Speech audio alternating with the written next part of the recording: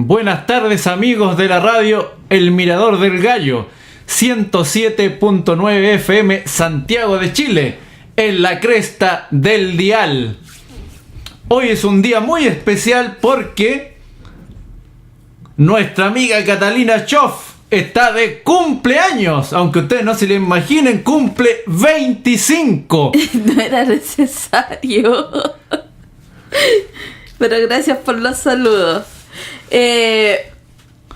Muy buenas tardes, queridos amigos de Radio Mirador del Gallo. Aquí estamos nosotros, sus amigos de Rincón Patrimonial Chileno, con su programa Historias Rinconianas. Y el día de hoy le hemos preparado un tema bastante especial. Es un tema que nosotros estamos desarrollando en ruta desde hace bastante tiempo, que es la fotografía. Y digo bastante tiempo y es poco, porque la verdad es que nosotros nos iniciamos justamente con fotografía callejera urbana, tomando el patrimonio como motivo para salir a las calles. Y como yo les decía, el tema va a ser justamente va a ser fotografía para patrimonial. Más adelante le vamos a explicar qué significa el concepto, pero no antes de anunciarte que hoy día, además de ser mi cumpleaños, es un día con un número mágico. El día de hoy es exactamente el día 69 antes de que termine el año. Quedan 69 días para que termine el año, ¿ya? Y les vamos a recordar también de que un día como hoy, en 1818, Bernardo O'Higgins promulgó la Constitución Provisoria para el Estado de Chile en 1818, que no se les vaya a olvidar. En 1990, también un día como hoy, se inaugura Megavisión y años más tarde, en el 2001, también justamente un día 23 de octubre, Megavisión pasa a llamarse definitivamente Mega. A secas. Les recuerdo también que hoy día es el Día Mundial de la Acción para la Supervivencia Infantil, mientras que en Hungría se celebra su Día Nacional. En cuanto a astrología, es el primer día del astro solar de Escorpio. En química es el Día del Mol. Y en el calendario republicano francés es el Día del Celeri, o el segundo día del mes de Brumaro. Por otro lado, en Tailandia se celebra el día de Chulalongkorn, que fue un emperador de ellos, y en Uruguay el día del periodista. Y para los amigos mexicanos, que yo sé que nos escuchan, hoy día es el día del médico y el día de San José de Zapotlán. Saludamos también a todos los Juan, especialmente a los que son devotos de Juan Capistrano, y un saludo a todos los remigios. Bueno, como yo le iba diciendo, el día de hoy nosotros vamos a tratar con Manuel sobre la fotografía parapatrimonial. De patrimonio, de paranormal, y patrimonial, bueno, de lo que ustedes ya conocen como patrimonial en cuanto a cultura. Yo creo que nos vamos a ir a un tema musical, y a la vuelta vamos a entrar de hecho en el tema que nos convoca el día de hoy. ¿Cierto, Manuel? Y para que no se lo olvide, porque Catalina entró muy rápido al micrófono, este programa se llama Historias Rinconianas. Pero Catalina Choff, ¿por qué hablas tanto? Bueno, es la emoción. Hoy día he tenido muchos saludos. Aprovecho antes de irnos a los cortes musicales, aprovecho de saludar a Patricia Mamana, Nani Contreras, Fernando Navarro, Roberto Alfaro, Sonia García y Nelson Pérez. Luego se vienen los demás saludos. ¿Qué vamos a tratar hoy día? En un principio, la cronología de la historia y la fotografía. Con su primera imagen. Acuérdate, Catalina, 1826, Joseph Niepce. ¿Y por qué hay que hablar de la historia y la fotografía? Porque anteriormente parece que todo era fantasma. Sin eso no hay lógica. Sin eso no hay nada. Podríamos estar hablando solo de fotografía digital. Ojo. Pero sin el inicio no nace absolutamente nada. Pero ojo, de que la fotografía nace a partir de la pintura. Y la fotografía era una especie de trampilla que tenían los artistas para poder hacer copias perfectas de sus propias obras o crear obras nuevas, pero que fueran con el máximo de detalles posible. Bueno, hay que hacer una aclaración, pues. Lo que viene anterior de la fotografía no es fotografía, porque tú no estás plasmando una imagen con ningún tipo de químico. Lo otro, ¿qué era? Una caja negra. No, pues Catalina. A ver, acláreme entonces la película de qué era lo que...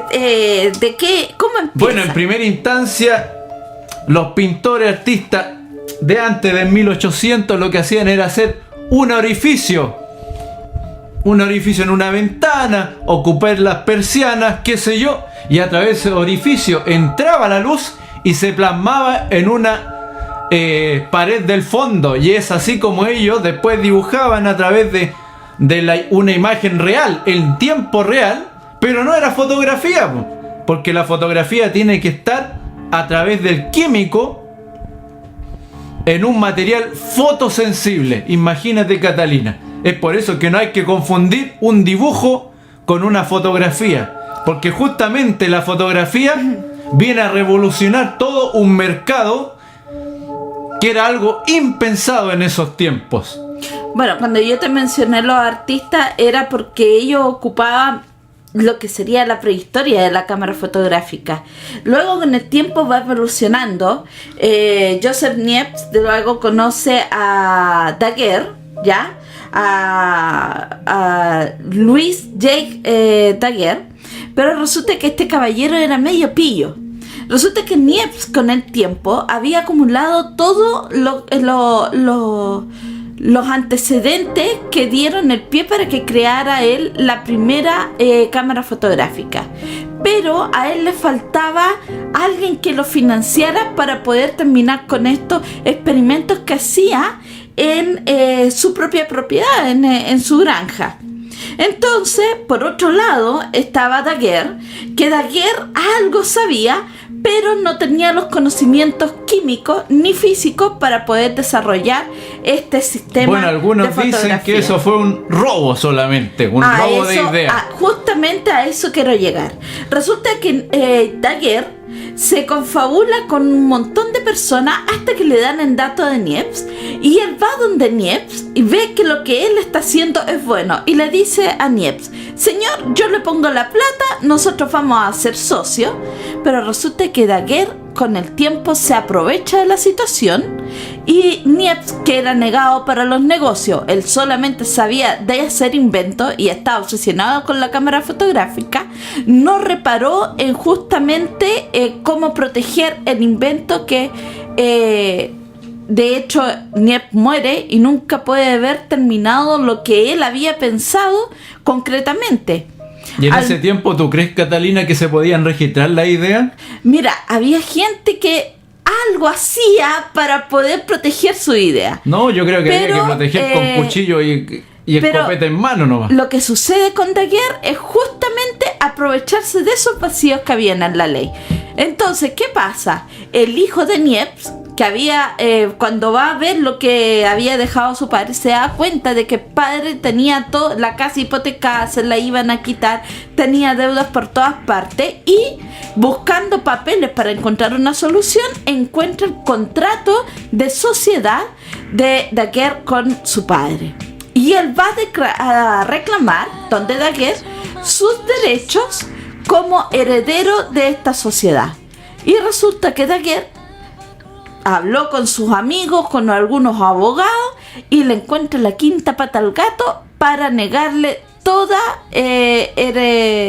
derecho hereditario al hijo de Daguerre, y lo deja fuera de la fortuna que logró tener con el invento de la primera cámara fotográfica, que sería el daguerrotipo.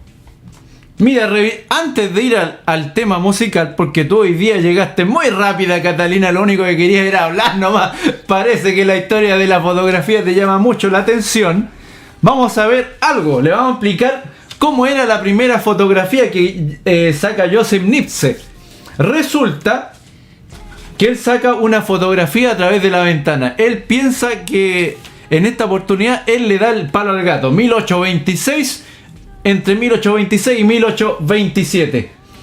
Es una imagen donde sale mucho color negro, pero se logra apreciar una casa a la izquierda y al parecer un arbolito al fondo y la entrada de su propia casa. Y mira lo que dice en el libro de la historia de la fotografía. Dice: esta imagen borrosa y con grano representa un hito en la historia de la fotografía, vista desde la ventana en Le Gras, tomada entre 1826 y 1827 por el inventor francés Joseph Niepce, 1765, y su muerte fue en 1833. Es la fotografía más antigua que se conserva, aunque en su época fue prácticamente desconocida. Hasta 1839 no se dio a conocer.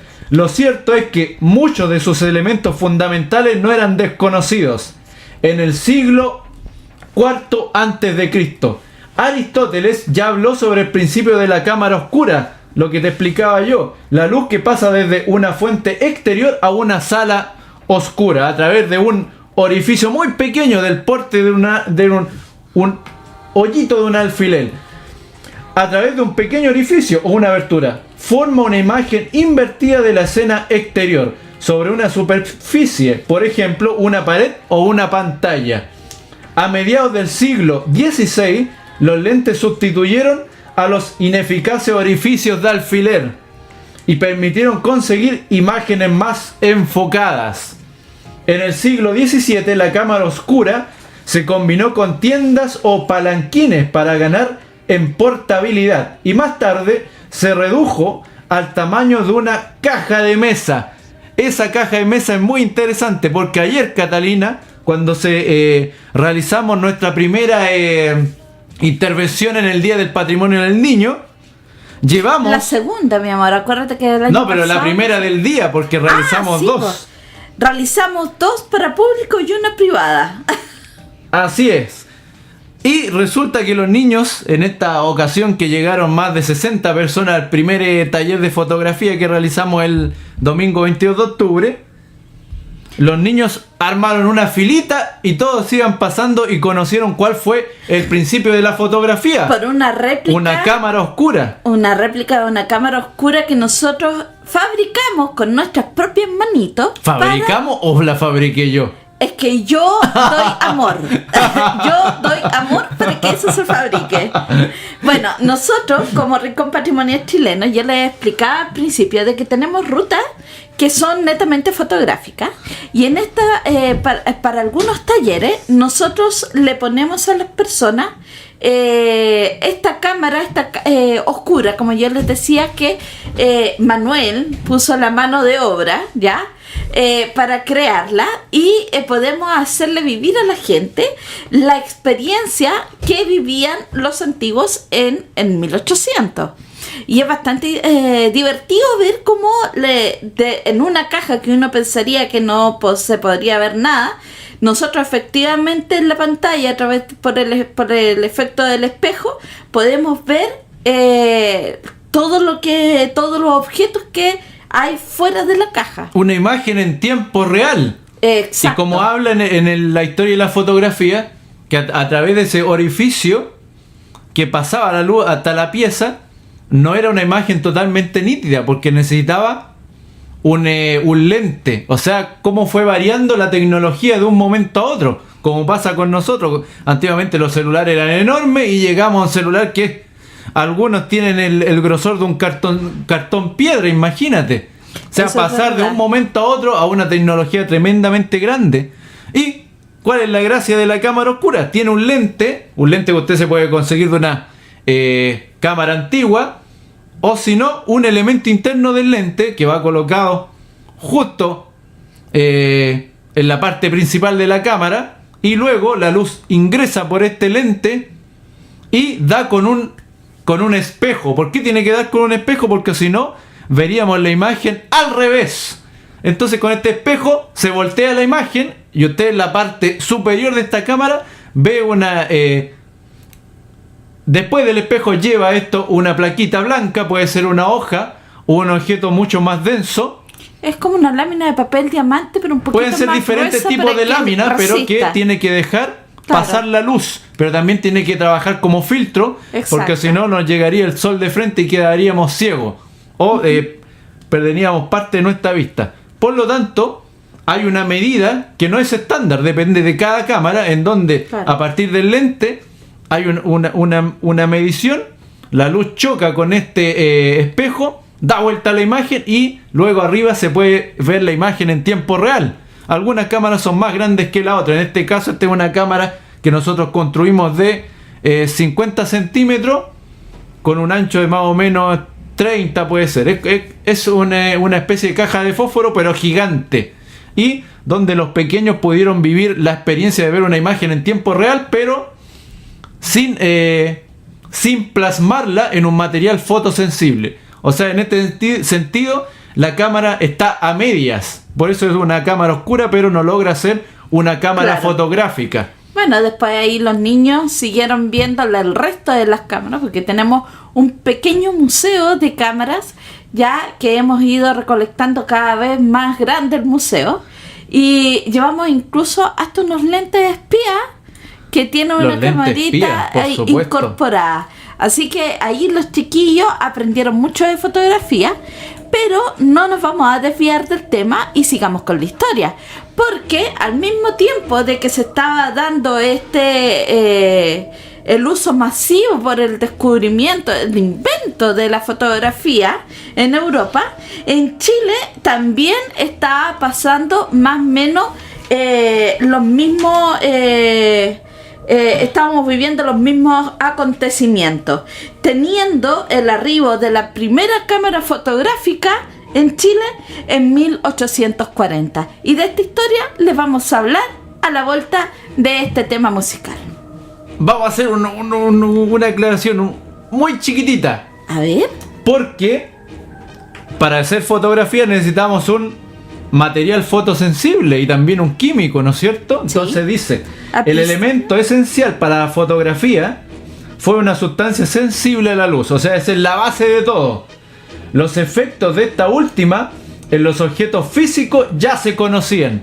La capacidad del sol para broncear la piel, por ejemplo, y los alquimistas habían identificado numerosas sustancias que reaccionaban a la luz, por lo general oscureciéndose. O sea, tú a través del sol estás oscureciendo un material, al igual como nosotros nos bronceamos con el sol. Pero hay cosas que no vemos todo el mundo, sino que solamente los genios máximos. Entonces, en 1777, un señor llamado Carl Wilhelm Scheller empleó luz para congelar la imagen de una plantilla en una solución contenida en un tarro. La química escocesa Elizabeth Fulham exploró varias ideas. La más interesante consistía en crear imágenes fotográficas de ríos en sales de oro fotosensibles sobre un mapa de tela. O sea, imagínate lo caro que era tratar de plasmar una imagen real. Bueno, nos vamos a la música, Catalina, Sí, pues. y de vuelta vamos viendo cuál es la cronología de la historia de la fotografía hasta el año 1853, que va cambiando poquito a poquito. Y ahí vamos a entrar después de lleno al tema de los fantasmas, sin antes explicar cómo funciona una Zenit 11. Vamos a ver cómo captura una imagen, una cámara ya más moderna, pero todavía con rollo. No vamos a pasar tan rápido a lo digital, porque ya lo digital todos lo conocen. Entonces nos vamos con Benny Goodman, Sing, Sing, Sing. Y escucha esto, Catalina, porque es un tremendo tema. Quiero escucharlo. ¿Se puede bailar? ¿Lo bailamos acá?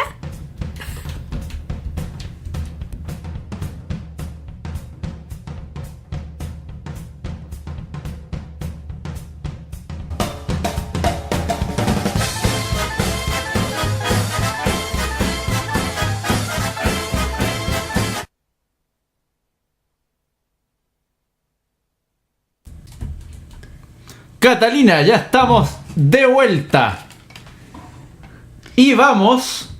Catalina, sí, Catalina, por favor, no me pisen la cola, Catalina! Oye, es que ¿sabes qué? Esto está vuelto loco. Así que te voy a tomar unos minutitos para mandarle unos saludos a Juan Frugón Vargas, a Edgar Salvatierra, a María José García Bravo, a Liliana Streiser Cabrera, a Miguel Alejandro Castillo y a los rinconianos, entre ellos Mauricio, la Carola, Don Germán, Superman Francisco, ya la Angelito, que están todos escuchándonos, la Yeca, que en la mañana todos además me mandaron saludos de cumpleaños, así que un saludo a ellos también. Y ahora sí, Manuel, ¿en qué habíamos quedado con la historia? En varias cosas, pero con tantas interrupciones ya no sé qué hablar.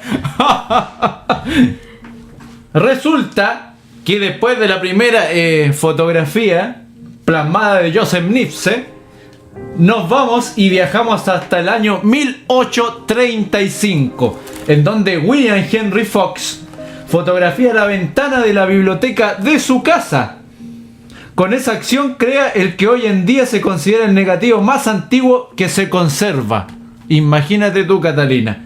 Y luego de eso nos vamos al 1837, donde Daguerre produce el primer daguerrotipo que se expone y se revela y se fija con éxito. De ahí hasta el año 1838, donde Daguerre intenta vender su proceso mediante una suscripción que pasa a ser totalmente un fracaso. Luego, al próximo año, la invención del daguerrotipo se hace pública en enero, aunque los detalles no llegan hasta agosto. Talbot da a conocer sus dibujos fotogénicos. Recuerda que en ese tiempo, para aquellos que vieron el documental de la historia y la fotografía, que lo estuvo dando el año pasado, muchos días, el History Channel, salía esta pelea que había entre varios científicos. Uno que practicaba una fotografía que era muy diferente a la que hacía el otro. Porque había uno de ellos que hacía imágenes que eran como sombras chinas. Te das cuenta, mucho blanco y mucho negro, pero no había absolutamente ningún detalle. Pero ese tipo de imagen se hace más conocida que la que postulaban los otros, que era una fotografía con más detalle. Porque en ese tiempo a las personas conocían más la pintura y el dibujo, por lo tanto era mucho más atrayente y más fácil de comprender. Y después, el año 39 también, John Herschel revela que el hiposulfito de sodio puede fijar permanentemente una imagen fotográfica. Y el año 41, que es muy importante porque en ese mismo tiempo llega la fotografía a Chile, si no me equivoco, tras descubrir la idea de una imagen latente, una imagen invisible que se puede revelar en un negativo. En 1840 Talbot patenta su proceso de calotipo, y el año 41 nuevamente la Real Academia de Ciencias de Bruselas muestra las estereografías más antiguas, imágenes que crean la ilusión de profundidad a través de un visor especial. Y ahí te paso ya, Catalina, para que nos cuentes cuál es la historia de la fotografía en Chile. Y después vamos a ver la Zenit 11 y de ahí ya nos vamos de plano a hablar de unas fotografías que nosotros hemos tomado que son totalmente paranormales, pero que también tienen relación a la fotografía antigua, totalmente. Ya, mira, nosotros tenemos un libro que se llama Conservación de Fotografía Patrimonial. Y mientras yo revisaba este libro, me encontré con algunas sorpresas de cómo llega la fotografía a Chile. Esto sucede el 1 de junio de 1840, cuando el abate Luis Comte, ya, que era, además de clérigo, era un físico, aparece en las costas de Chile con una pequeña camarita, bueno, no era tan pequeña en realidad, pero era un daguerrotipo. Y con eso empieza a tomar fotografía, no solamente aquí en Chile, sino que él había empezado a tomar fotografía desde que sale de Francia, y por cada parte donde este buque, esta fragata se detenía, él hacía fotos distintas, formando un álbum completísimo. las primeras fotos que tomó de Chile antes de llegar a Valparaíso, que es de donde él se desembarca definitivamente, las hizo en la Patagonia, ¿ya? Por lo tanto, son las primeras fotos de las tierras vírgenes de la Patagonia que nosotros podemos encontrar. Cuando él llega a Valparaíso, inmediatamente él encuentra que su cámara podía ser un interesante elemento, ya sea para poder ganar algo de dinero, como también para poder documentar algunas cosas que le parecían muy interesantes de este otro país que estaba al otro lado del mundo y más encima al fin del mundo. Cuando fue tan impresionante, tan llamativa esta situación de que llegara una cámara fotográfica, que el diario Mercurio de Valparaíso dio noticia de este hecho publicándolo en sus páginas en el diario número 3438 que había sido publicado, ¿ya? Bueno, con el tiempo ya no era una sola cámara.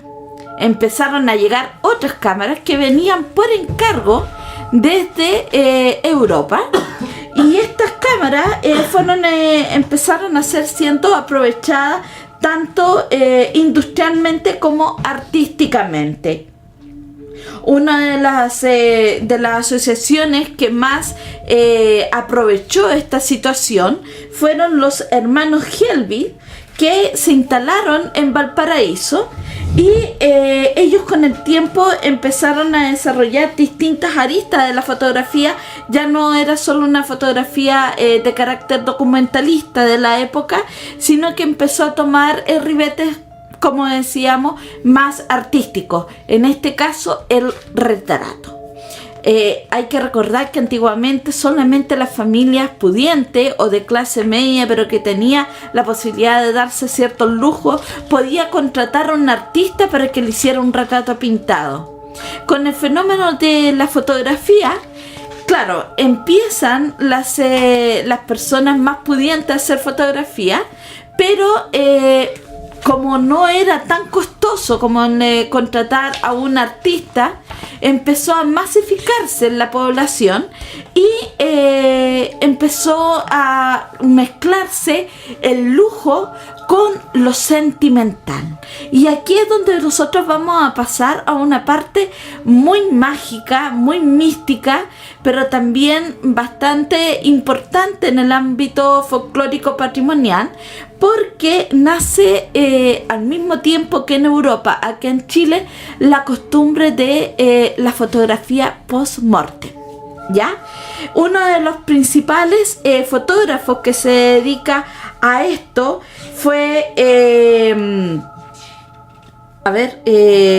ayúdame con el nombre porque a mí se me olvidan los nombres, Manuel. ¿Te acuerdas? ¿De qué año estás hablando? Estamos hablando de pasado en 1860. Fotografía post-morte, son varios los que hicieron fotografía post-morte en Catalina. De hecho, acá yo estoy viendo que hay una fotografía muy conocida que se llama Dos mujeres posando en una silla de 1850. Y esa ya tiene, no es post-mortem, pero se parece mucho. ¿Sabes por qué se hacían esas fotografías a propósito, Catalina? Porque el daguerrotipo, o sea, las primeras cámaras que existieron, no podían congelar a alta velocidad.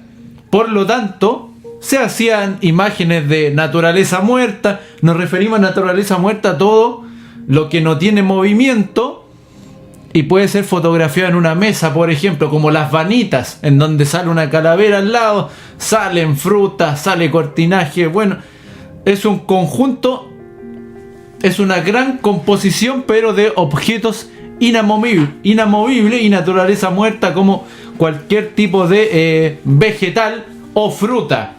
Y en vista de que tú no podías fotografiar a alguien corriendo en la calle, además de que estos aparatos eran tremendamente pesados porque tenían un trípode de madera enorme y la caja pesaba unos cuantos kilos más, tú siempre por lo general no se sacaban de la casa, y los que lo sacaban lo tenían que sacar en un carrito, en un triciclo, qué sé yo. Entonces, en vista de eso, se le hacía fotografía a lo inamovible, y de ahí parte la fotografía post-mortem, porque ese es un recuerdo, pero muy fácil de hacer a propósito, Sí. porque tú dejabas al angelito sentadito ahí, y como ya estaba fallecido, era mucho más fácil realizarle la fotografía. Acuérdate que hasta el día de hoy, una de las fotografías más complicadas de hacer es la fotografía de bebés. Porque el fotógrafo no solo saca la foto, sino que tiene un cascabel por un lado, después mueve un peluche por el otro y con la cámara en la mano hasta que logras congelar al bebé y que además salga muy bello. Sí, mira, bueno, para nuestros amigos, ya que estamos grabando, acá está el libro del que yo le hablaba, de conservación de fotografía patrimonial. En este libro ya encontré el dato que se me había extraviado. En 1848 alrededor de esa fecha, empiezan a instalarse las primeras oficinas ya o estudios para el retrato post-mortem. Anterior a eso, la gente, los fotógrafos, se dirigían con todos sus instrumentos a las casas de las personas que tenían a su fallecido y le realizaban la foto ahí. Generalmente las personas las dejaban acostadas o apoyadas en una silla y las decoraban como si estuvieran vivas, y la gente que estaba viva a veces se ponía alrededor. Podía ser fotos individuales con el muertito solo, o podrían ser fotos grupales que les tomaba un poco más de tiempo. Los primeros que se dedicaron a la fotografía en estudio ya es justamente uno de los personajes que nosotros ya habíamos mencionado, que eran los hermanos Helbig. Bueno, en este caso es Thomas Helbig. Y posteriormente se instala con su propio estudio Bartola Luigi, y ella se asocia con el tiempo con Aldanundo Antonio, y este servicio se ofrecía con gran éxito porque todo este fenómeno se produjo en la época del romanticismo, donde la muerte no se veía como algo penoso, triste, sino que se veía con nostalgia, con un sentimiento especial, que hacía que las personas no vieran este acontecimiento como algo morboso. Por lo tanto, todo el mundo lo tomó, entre comillas, como una moda para perpetuar en un último retrato la imagen de su ser querido. Cuando uno va al cementerio general, nosotros hemos hecho varias rutas por el cementerio general. En algunas sepulturas, sobre todo en la Capilla Verde, se pueden encontrar fotografías que son precisamente de este tipo, post-mortem, ¿ya? Otras fotografías que se pueden encontrar mucho todavía, y de hecho en el Museo Histórico Nacional se hizo una exposición.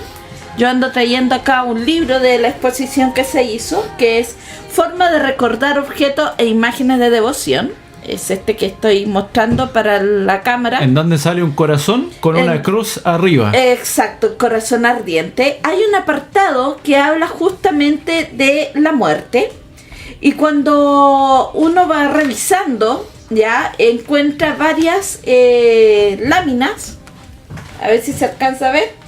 Varias láminas con los recuerdos de los difuntos, ¿ya?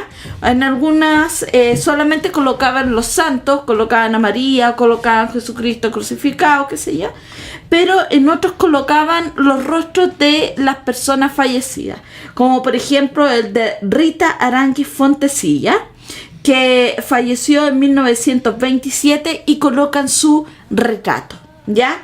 Y así nos vamos encontrando tanto en el cementerio como en colecciones privadas, o la misma colección que en el caso del Museo Histórico Nacional, que se hizo hace no mucho. Vamos a encontrar este tipo de fotografía. Pero lejos, lo que más se valora de esta fotografía es la fotografía de los angelitos. Un tema que fue rescatado también, por otro lado, por Violeta Parra, ¿ya? Con los cantos a lo divino.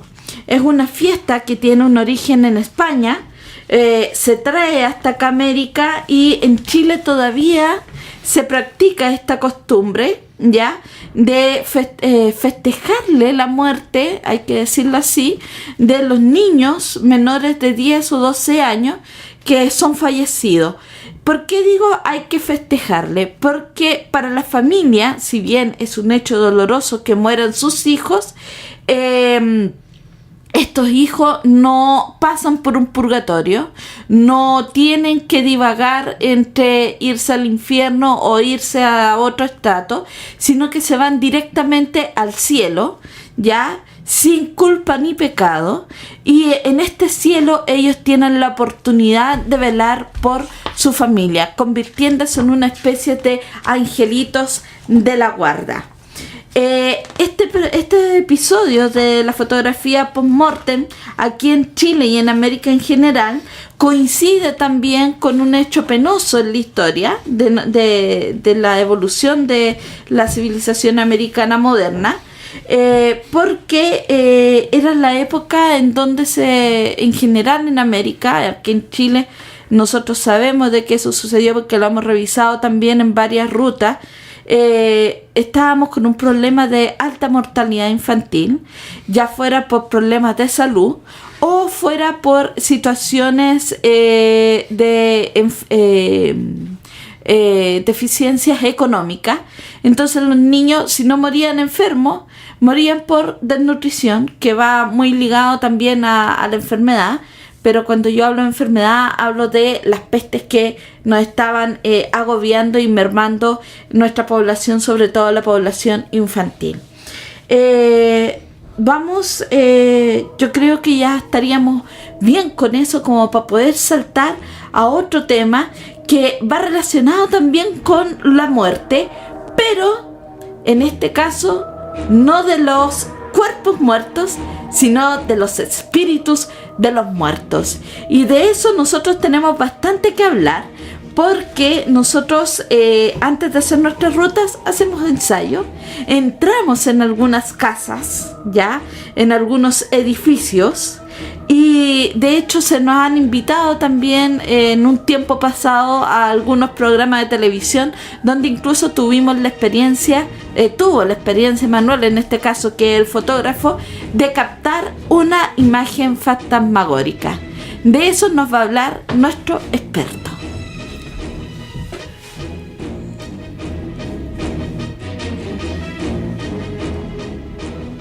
Antes de ir a eso, Catalina, vamos a darle el nombre de una fotografía y su autor para que la busquen.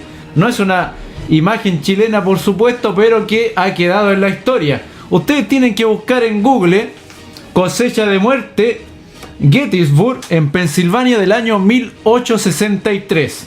¿Por qué es tan importante esta imagen? Porque al igual que la fotografía post-mortem en batalla, esta es la más conocida de todas. Y muestra algunos pedacitos en los que hay que fijarse como navegando por la imagen, y se ve una niebla matutina, al fondo un hombre a caballo. Los principales personajes de esta imagen son 3 cadáveres que están al inicio y hombres sin zapato, pero es una imagen totalmente desoladora, Catalina, y que es muy interesante ver porque se parece mucho a las imágenes que sacaron en algún momento en la Guerra del Pacífico. Por lo tanto, dicen que la historia es cíclica y pasa en todos los lugares, y las fotografías por lo general son muy parecidas una de otra. Sobre todo yo, que soy fotógrafo callejero, muchas veces uno hace una imagen y la imagen ya fue hecha 1.000.000 de veces antes, cientos de años también. Entonces hasta la imagen de fantasma puede ser parecida, pues el mismo rayón que está en el lente aparece en otro rayón en otra cámara y todos creemos que es un fantasma. Entonces nos vamos a la música y de vuelta ya le explico lo que es la CENI 11 y para que veamos por qué a veces lo que nosotros vemos no es un fantasma y a veces puede que sea así. Nunca vamos a saber qué está al otro lado del planeta, como el programa de nuestro amigo Arcano, Catalina. Entonces nos vamos a la música con Jimi Hendrix, Catalina. Mira, nos vamos a poner rockeros.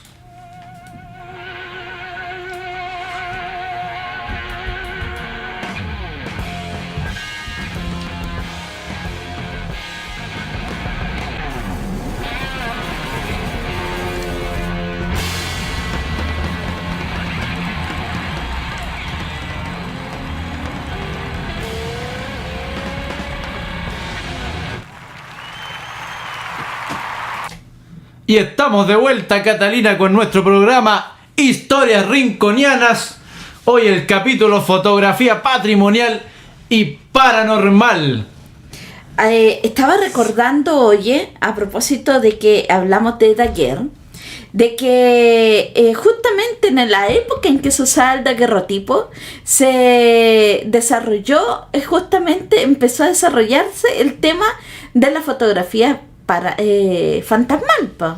Y ahí se cometieron tremendos fraudes. ¿Tú te acuerdas algo de esa historia? Bueno, hay varios fraudes, Catalina, porque se hacía doble exposición. Recordemos que cuando nosotros hacemos una fotografía, cuando hacíamos fotografía con rollo, nosotros hacemos una imagen y teníamos que correr el rollo para que pasara a la siguiente exposición.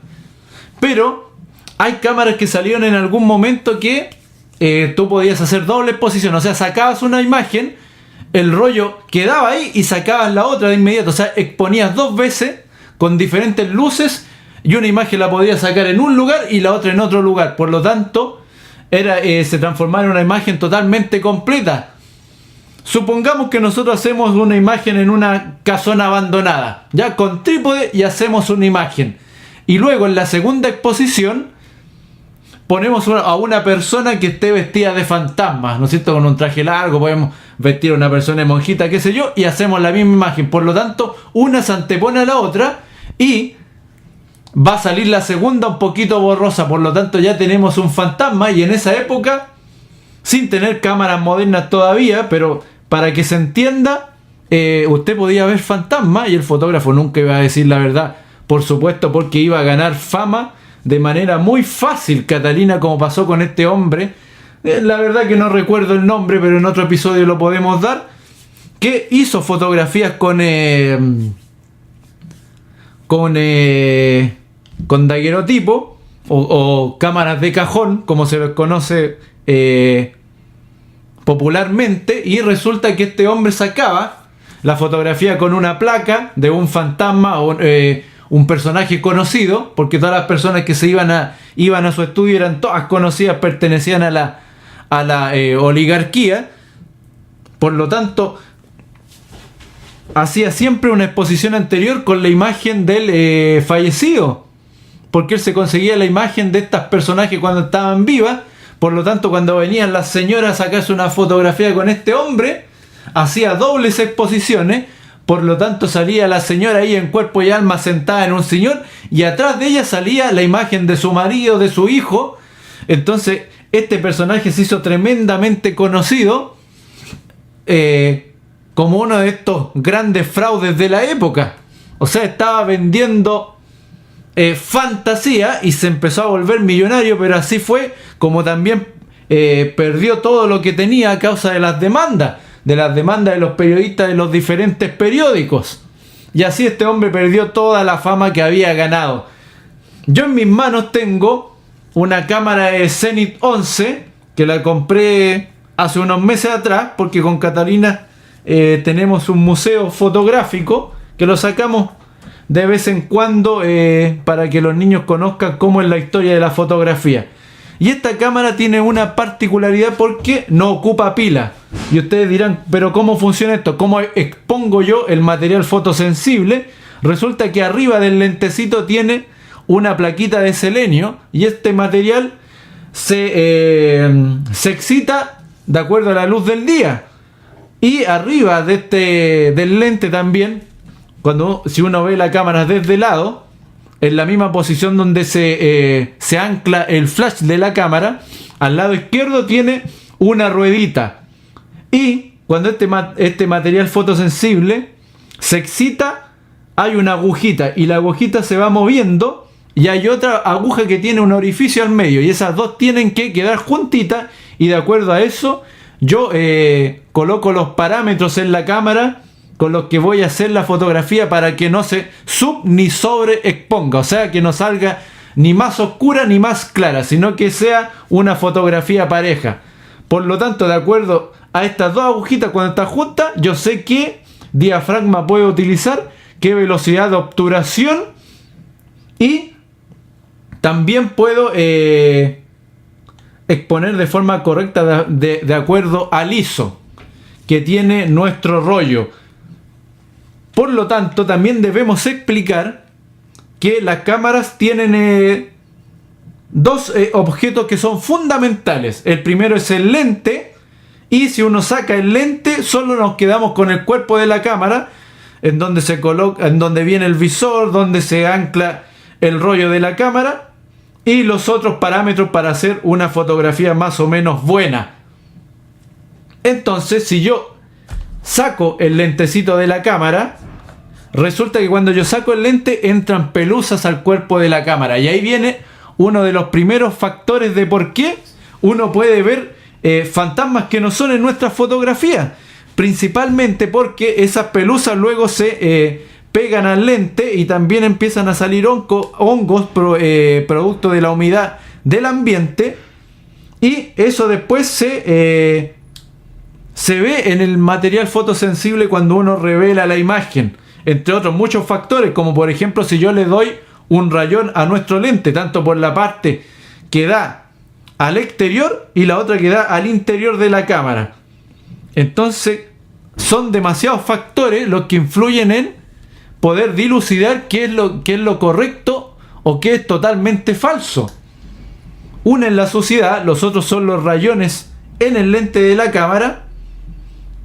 Y además hay otros factores. Cuando uno entra a una casa abandonada o a un recinto que no se ha hecho el aseo en días, resulta que hay mucho material en el aire, muchas partículas, y estas partículas, cuando uno tira un flash, si uno saca una fotografía nocturna, se ven y quedan registradas después en la fotografía. Y más aún, usted se puede dar cuenta de esto cuando entra a una casa abandonada, saca una fotografía, y si usted está viendo cuando la cámara lanza el flash, se va a dar cuenta que a través del disparo de esta luz hay mucho material volátil que solo se puede ver cuando el flash dispara.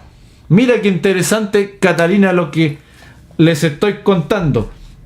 Y hay muchos otros factores, como por ejemplo si yo hago una imagen a baja velocidad. Cuando uno hace una imagen a muy baja velocidad, no se congela el movimiento de las personas. Por lo tanto, todas estas personas antiguamente se veían como fantasmas, y muchas de las personas que no estaban culturizadas con el tema creían en lo que le estaban diciendo estos fotógrafos, que eran más o menos chantas, y inventaban tremendas falsedades, salían en los diarios y la gente les levantaba monumentos a estos fotógrafos porque habían pillado fantasmas en sus imágenes.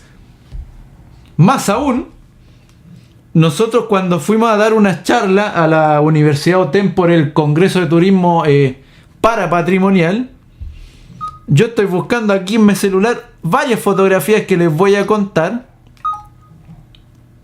y nosotros dimos una charla sobre este tipo de fotografía, llevamos nuestras cámaras, les contamos las verdades, en qué podía influir que fuera realmente un fantasma, o el 80% de esas imágenes son totalmente falsas. Entonces, vamos a ver que cargue primero esto. El celular está un poquito lento. Hay unas que parece que no la reproduce algunas, Catalina. Ya, pero la estamos buscando. Aquí está la primera. Resulta que nosotros hemos, desde hace mucho tiempo, digamos hace 5 años atrás, nosotros fuimos a varias casas fantasmas, pero andábamos en busca de historia, no andábamos como cazadores, pero cada vez que uno saca una fotografía aparecen cosas extrañas. Pero de esa fotografía lo más probable es que era material volátil de diferente tipo, pelusa, partículas de polvo, pero hay unas que nos llaman tremendamente la atención porque había una puerta abierta en una de esas casas y salió algo que solo fue capturado por la cámara. No, nosotros nunca lo vimos, seguramente porque venía pasando muy rápido, puede haber sido cualquier cosa, pero lo interesante es que en la imagen se ve una especie de rostro como con un mechón que le sale muy difuso, y este rostro tiene forma calaverística porque tiene las fosas muy hundidas y además se le alcanza a ver la nariz y la boca, pero pasando a alta velocidad. Tú estás hablando de la fotografía que sacaste en la cerradura. No, esta es otra. Es otra. La de la cerradura es totalmente diferente porque la de la cerradura es una especie de imagen calaverística que está al otro lado de la cerradura, o sea, al otro lado de la puerta. Ya. Ahí, es que no alcanzo a ver la imagen tampoco, entonces por eso... Es que el celular es bastante pequeño, así que tampoco nos vamos a preocupar porque después vamos a tratar de, si nos piden las imágenes, las vamos a subir a internet para que las puedan ver. Las puedan ver y comentar, sin armar conflicto, por favor. Hay una imagen que a mí me llamó mucho la atención y que ahí sí yo no sé qué explicación se le podría dar, porque nosotros estuvimos revisando después el lugar donde se produjo donde se hizo la fotografía, y era una pieza que estaba pintada de negro, no entraba luz, ya, de hecho nosotros andábamos prácticamente a tientas porque ya nos había pillado la noche y no tenían polletas en la casa, entonces una casa que está abandonada, esa es la verdad, pero con su guardia, y nosotros entramos con un permiso del servicio, así que está todo claro. Pero saca la foto Alejandro y se ve una columna como de un vapor blanco que tenía forma de hombre. ¿Te acuerdas de esa fotografía, Manuel? Así es, Catalina, no la ando trayendo esa imagen, pero el tema ahí es que esa... no le encontramos explicación nosotros. Sí, ahí esa imagen fue hecha en el tercer piso de esta casona que está en pleno centro de Santiago, y nosotros andábamos viendo simbología, qué sé yo, algún tema mucho más arquitectónico, y yo saco fotografía desde el fondo de esta pieza hacia la puerta que estaba abierta, porque si estaba cerrada después no salgo más, porque no habían dado permiso, pero por poco tiempo, y resulta que viene ingresando por la puerta una nubosidad, pero una nubosidad blanquecina con forma humanoide de más o menos 2 metros. O sea, era enorme. Sí, era alto. Y resulta que yo la veo tanto en la vida real con mis propios ojos, pero también logro fotografiar eso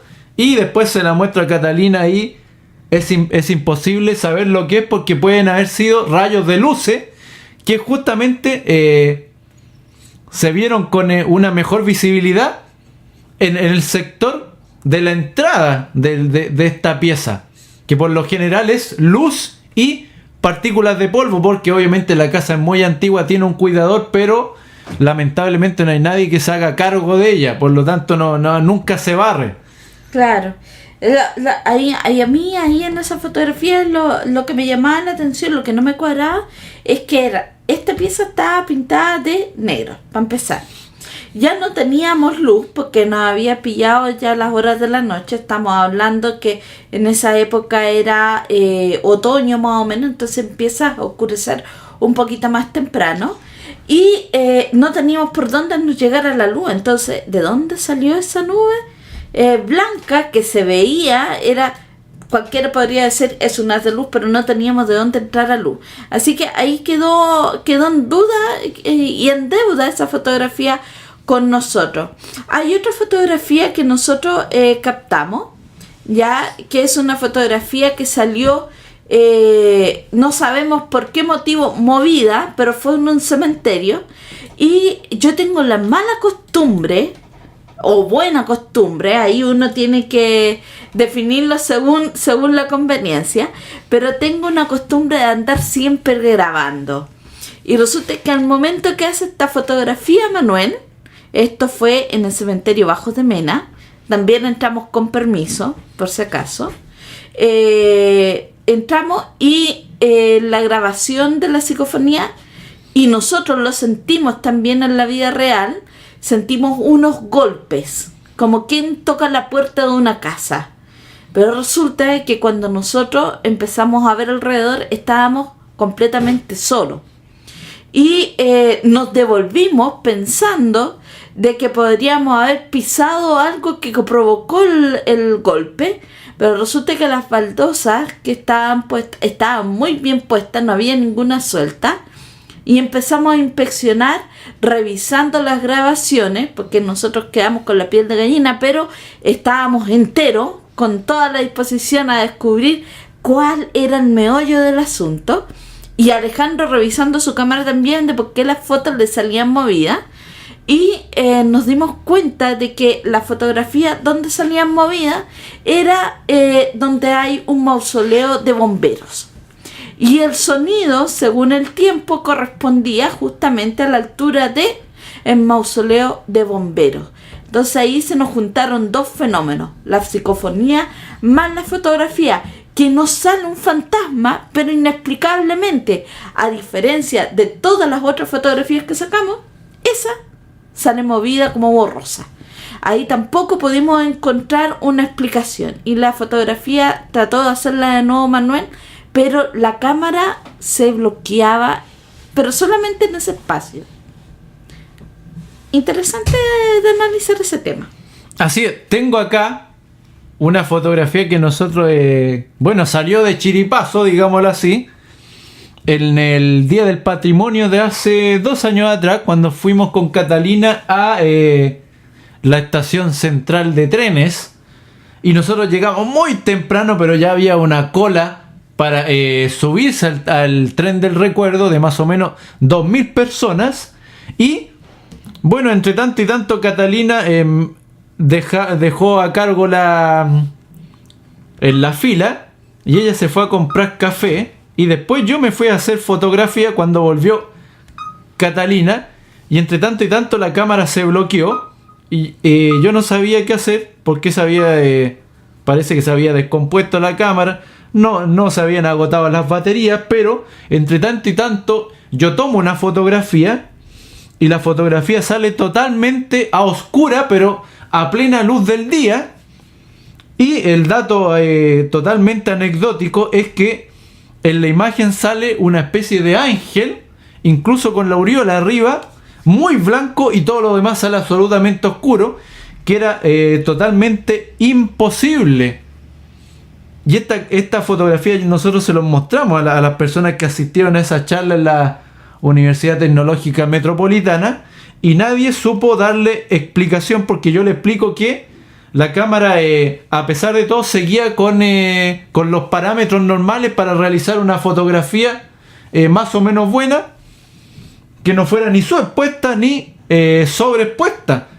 Por lo tanto, era imposible que saliera totalmente oscuro, y no existe ningún ángel dentro de la estación central, que es lo más cómico de este asunto, en donde si nosotros vemos esta imagen, tiene un ángel, pero tiene una forma mucho más femenina. No se alcanzan a ver las piernas de este pseudo personaje con forma humanoide, pero se logra apreciar que tiene los brazos en alto, como diciendo algo: aquí, estoy acá, totalmente blanco, y con esa enigmática aureola arriba. Y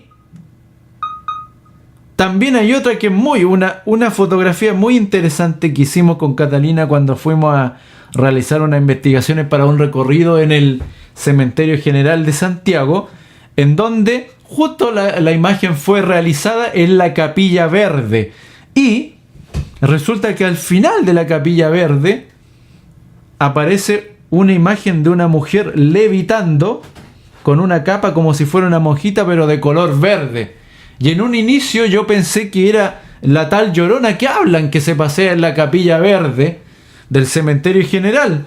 Una estructura tremendamente grande y magnífica que obviamente es de color verde y en su interior está completamente llena de nichos. Después tuve que volver al otro día para ver si lo que salía en la fotografía era ficción o realmente había salido algo extraño que no tenía explicación. Pero me doy cuenta que al otro lado estaban en reparaciones unas tumbas de lo que había sido el terremoto del 27 de febrero. El último gran terremoto que azotó a la zona central. Y habían unas mallas de color verde para poder tapar eso. Y con el viento que corría, eso se había soltado. Y tomaba una posición igual como si fuera una mujer levitando. Porque incluso, aunque ustedes no lo crean, esta malla con la suciedad del ambiente, en su parte superior tenía se había oscurecido, había tomado un color medio negrizo. Por lo tanto, eso se veía como una cabeza de una mujer, incluso con pelo largo, y daba la sensación de que esto daba una sensación de movimiento como si fuera una mujer o una monjita que va levitando, muy parecido a lo que se cuenta de la Llorona en ese lugar, pero dimos con que la imagen no era un fantasma, sino que era un efecto de pareidolia visual, sobre todo porque la imagen se había sacado muy lejos. Bueno, ahí uno puede ver de que cuando uno hace el trabajo que nosotros hacemos muy humildemente, porque no somos investigadores paranormales, pero de repente por el tema del patrimonio nos tropezamos con situaciones especiales.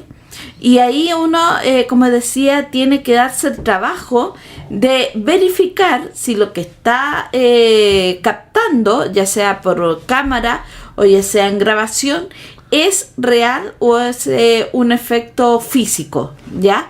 O un efecto visual por una cosa así como lo que tú estás narrando ahora, que la vista engañó, o sea, la situación engañó a la vista y también engañó al lente, haciendo parecer de que había una mujer levitando, pero no. Lo vamos a dejar con un tema. Y a la vuelta nos vamos con el último bloque del programa. Exacto. Y a la vuelta vamos a terminar con lo que a nosotros nos caracteriza, la historia. Y vamos a terminar de sellar este tema que nos pareció interesante tratarlo, sobre todo porque nos pidieron que lo hiciéramos algunas personas que a nosotros nos siguen en la vida real. Vamos y volvemos.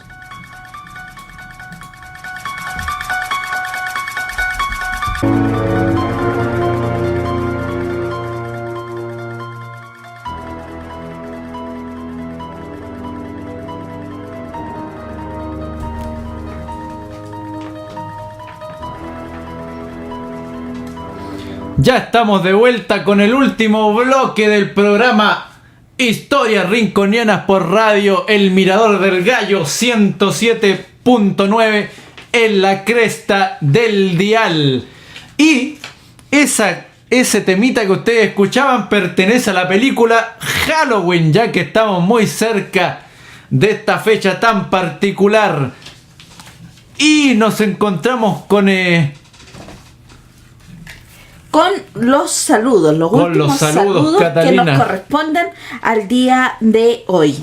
Así que pongan atención para ver si se alcanzan a escuchar cuando sean nombrados. Un saludo a María Cristina Mata Vergara. Un saludo hacia La Serena a don Iván Acevedo Díaz. Un saludo a Yolanda Ollarse, a Eduardo Gómez, a Curacaví, a Winsler Contreras, a Eduardo González el Chirola. ¿Alguien se acuerda de escuchar? Pero por supuesto, yo los veía cuando eran pequeños en la televisión. Él desde España mandó saludos, bueno, me mandó saludos a mí por mi cumpleaños, pero muy contento, él nos sigue en todas las actividades de Rincón Patrimonial Chileno también. Un saludo a don Mauricio Pelayo, a don Óscar Acuña, gran personaje, esos dos caballeros, a Nacimiento Tu Memoria, a Iris Villablanca, a Patricio Loaiza y a Carolina Correa Guzmán, que me mandó una tremenda foto del recuerdo de una de las rutas que hicimos, y ahí descubrimos de que ella era la descendiente y heredera de una importante familia de aquellas épocas. Bueno, chiquillos, vamos a ir cerrando el tema. El tema de hoy día fue bastante interesante, fue a pedido.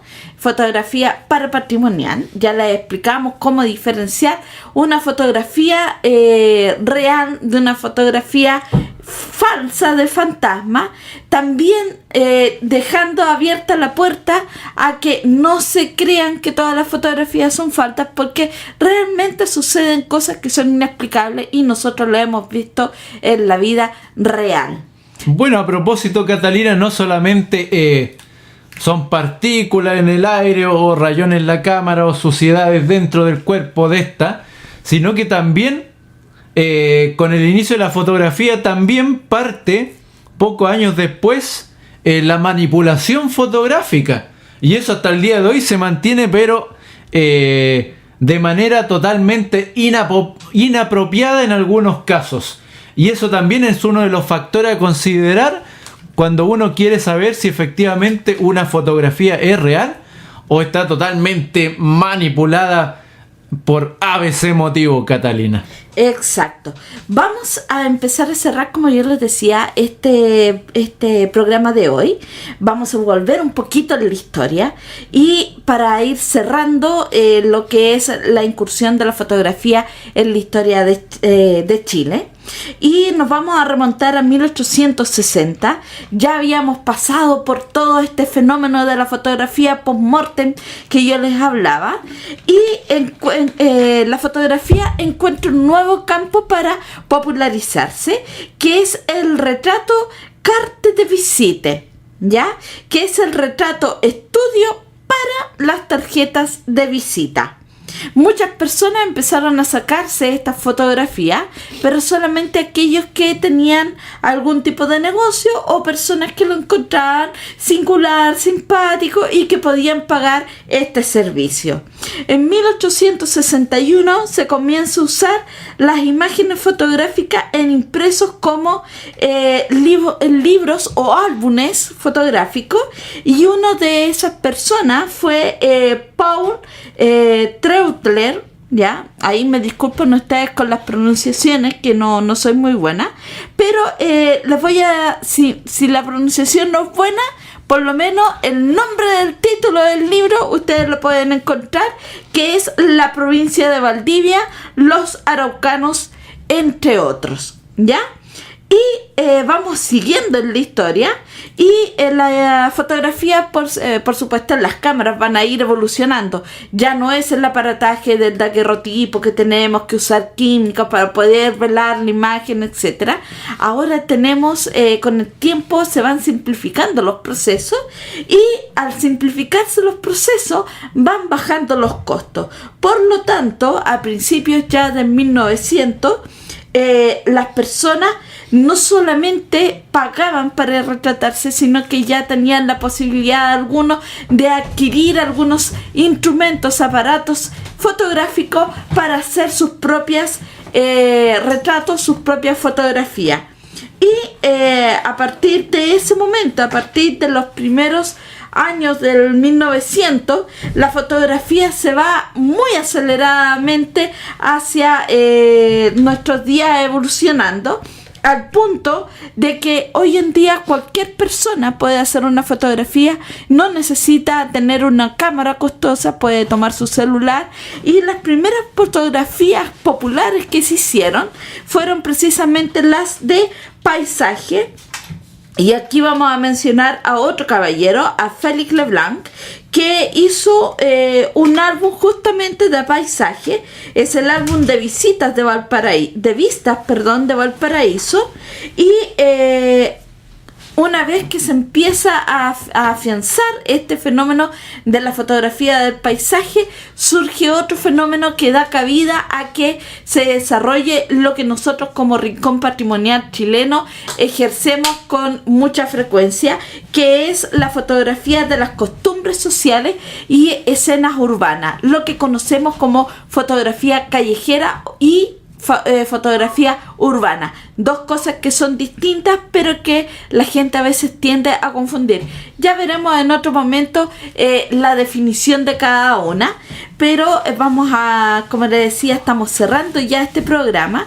Les damos las gracias por habernos acompañado escuchando a este par de locos callejeros, y les recordamos de que Rincón Patrimonial Chileno esta semana tiene 3 actividades. Bueno, no esta semana, sí, bien digo, esta semana tiene 2 actividades, y la próxima semana una que cierra el mes con una actividad para Halloween. Las actividades son las siguientes: busque libreta, papel, lápiz, lo que sea, para que tome nota de 26 de octubre, cae día jueves, hechizos y maleficios, una ruta que nosotros estamos desarrollando desde el año pasado, y que este año, al igual que en otras ocasiones, la vamos a realizar a las 7 de la tarde, y el punto de encuentro es la Plaza Benjamín Vicuña Maquena.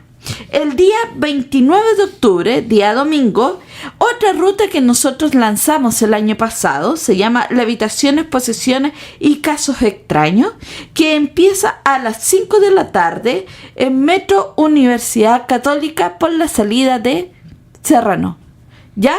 Y por último tenemos la ruta especial de Noche de Halloween, que va a ser una mezcla entre historia y casos curiosos, y esa ruta se llama Cementerios Coloniales, que este año estaría cumpliendo su 3er año saliendo al estilo de Rincón Patrimonial Chileno. La hora de inicio es a las 7 de la tarde, y nosotros vamos a comenzar esta ruta justamente en Metro Universidad Católica.